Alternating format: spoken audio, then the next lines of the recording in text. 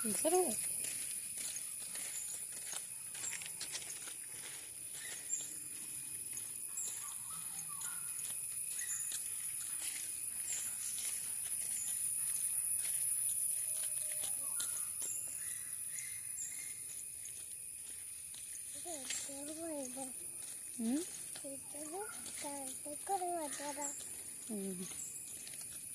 മെല്ലെ നടന്നു പോകണം.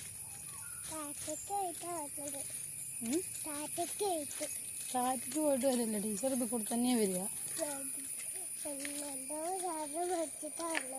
എന്തോ സാധനം മേടിച്ചിട്ടാ വരുന്നു. അമ്പലത്തിൽ പോയിട്ടുണ്ടാവും അല്ലേ? ടീച്ചർ അന്ന് അമ്പലത്തിൽ പോയിട്ടുണ്ടോ? എന്നിട്ട് അമ്പലത്തിൽ പോയി വരുമ്പോൾ നിങ്ങൾക്ക് എന്താ കൊണ്ടുവരിക?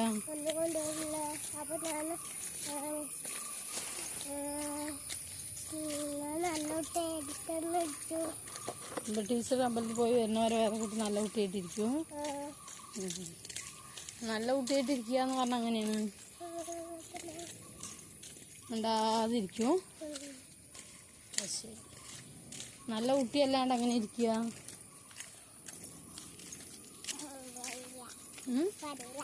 അറിയില്ല.